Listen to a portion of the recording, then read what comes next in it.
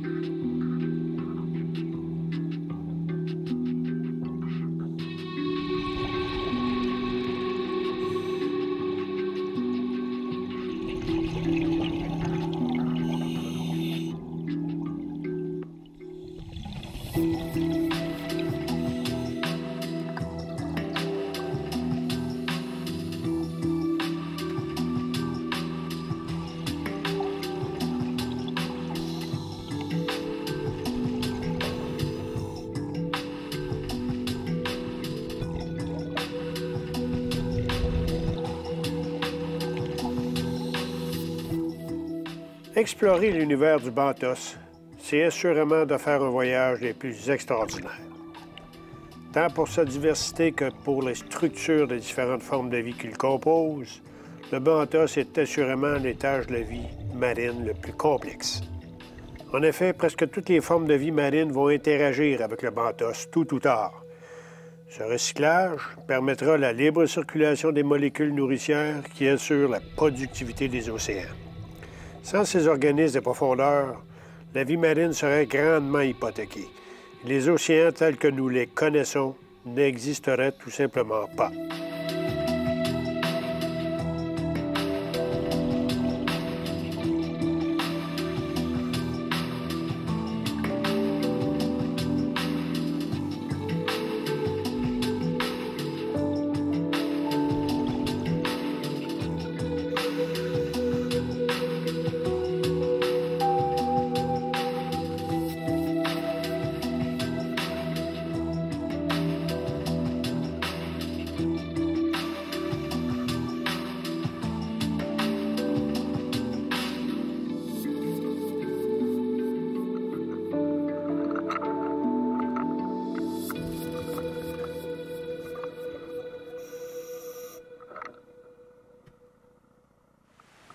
Dans les plus grandes profondeurs, autant que sur le long des côtes, la vie est partout.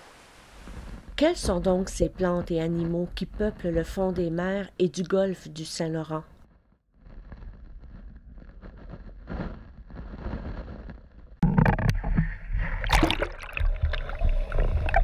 Par définition, ces formes de vie constituent ce qu'on appelle la faune et la flore benthiques, qui regroupe des organismes vivant sur le fond des océans, le benthos. Le rôle que jouent ces organismes est d'une importance capitale pour les autres formes de vie marine. D'une part, parce qu'ils permettent le recyclage des particules provenant de l'étage supérieur de l'océan, celui-ci au-dessus du fond marin, et remettent en circulation les molécules de matière organique après qu'ils aient été consommés et digérés. D'autre part, leurs progénitures, qui prennent l'aspect de larves, d'œufs et d'imagos, forment une bonne partie du plancton, permettant aux autres créatures de s'en nourrir. Partons du plus petit au plus grand de ces organismes pour bien comprendre leur rôle essentiel de recycleur.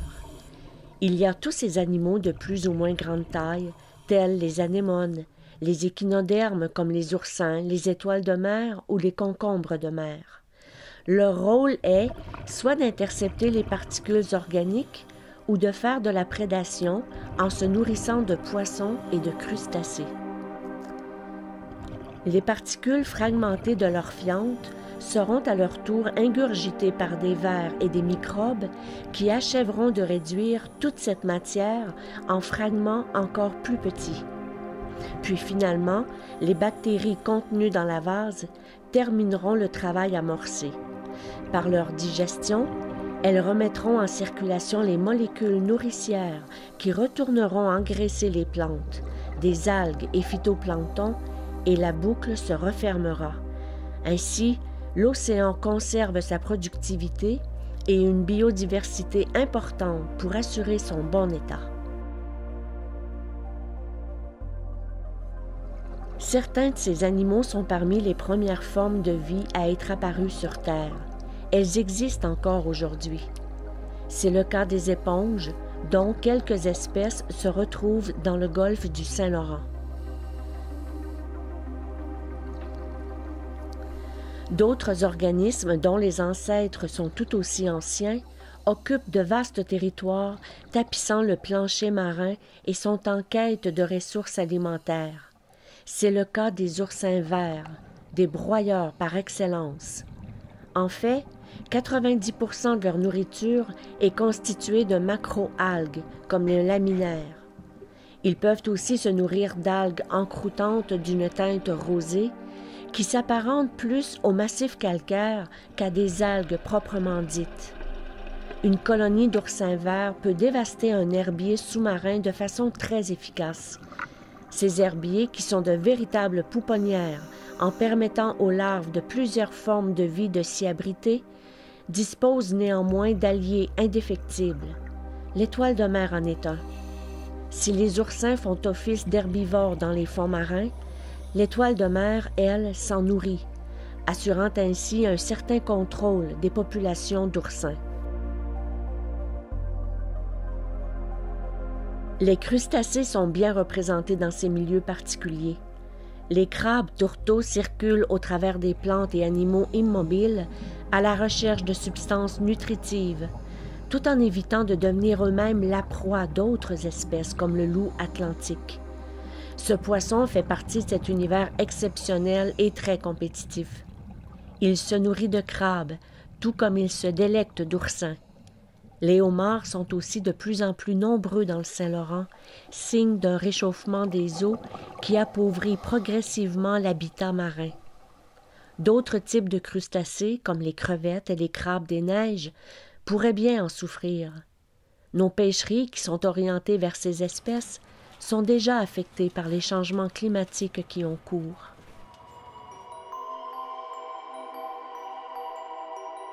Ces écosystèmes benthiques profitent aussi d'apports nutritifs provenant du milieu terrestre par le biais des rivières. Les experts qualifient d'apports exogènes cette matière organique, comme par exemple les feuilles mortes à l'automne et au printemps avec les crues saisonnières.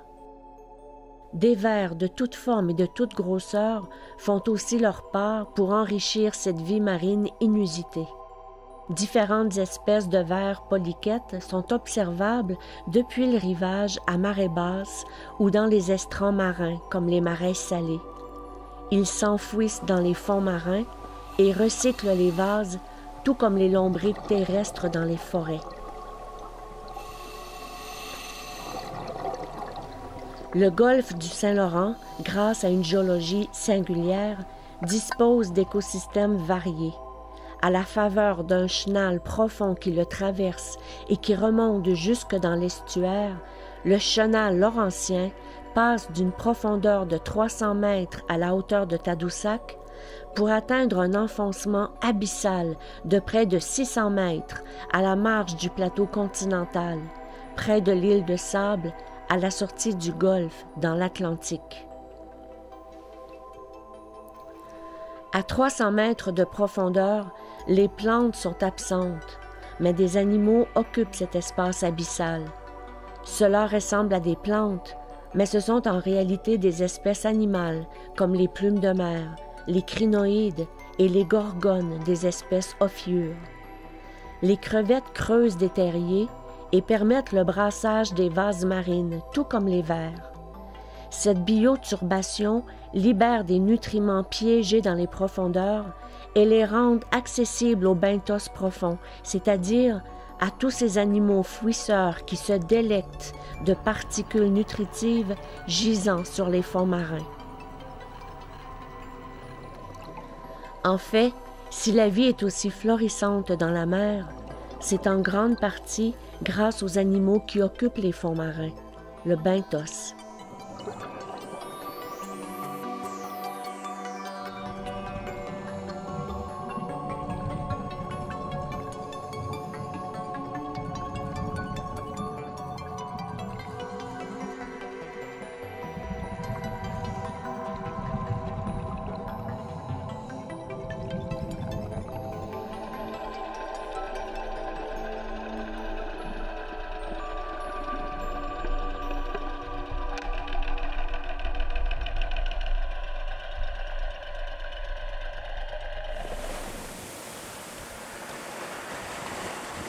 La faune benthique ne comprend pas que des échinodermes et des vers marins, naturellement. On a aussi une grande famille qu'on appelle la famille des mollusques, qui comprend les calmars, les pieuvres, et pour la faune benthique, qui comprend les bivalves, les gastéropodes. Or, cette faune-là, elle nous est dédiée principalement parce que beaucoup de ces espèces-là font partie de notre consommation humaine. Quand on parle de gastéropodes, on parle de buccins, les bourgots, les littorines. Et quand on parle des bivalves, comme les mycomestibles, la mactre de Stevenson, le couteau atlantique, bref, beaucoup de coquillages qui font partie de notre alimentation et qui sont des filtreurs. Or, quand on regarde le niveau de pollution atmosphérique que l'industrie génère, le mode de transport génère, surtout les bateaux utilisent du mazout clos, ce qu'on appelle du bunker C, et par l'intermédiaire de cette combustion-là, on libère massivement dans l'atmosphère des métaux lourds, du cadmium, du mercure, du dioxyde de soufre. Les précipitations vont lessiver cette pollution-là, et cette pollution-là va sédimenter dans le fond de la mer et éventuellement être ingérée par nos filtreurs qui concentrent ces toxines-là. Et la suite, vous la connaissez. Ces bivalves-là font partie d'une chaîne alimentaire dont les oiseaux, les limicoles, différents types d'organismes marins qui vont s'en nourrir et concentrer, eux, encore plus ces métaux lourds et être affectés. Tout comme nous, d'ailleurs, quand on les consomme. Heureusement, tous ces mazouts, ces carburants fossiles sont en phase éventuellement d'être remplacés. Mais la principale menace, en fait, de la faune benthique, c'est la pollution généralisée de nos cours d'eau et de l'atmosphère.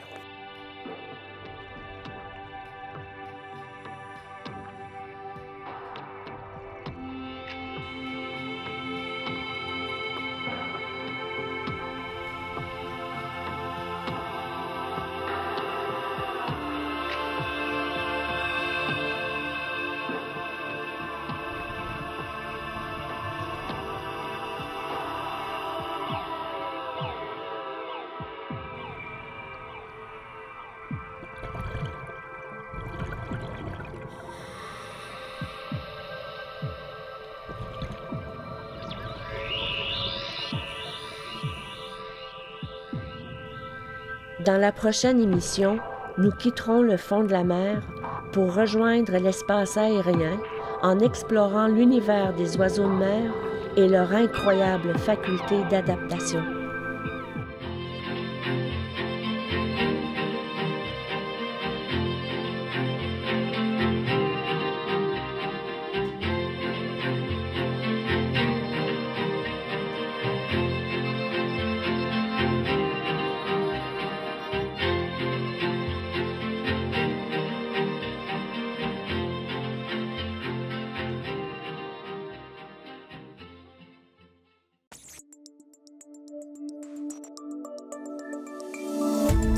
Cette émission d'Accès est appuyée par Cogeco et est rendue possible grâce à la collaboration de la communauté avec Nous TV.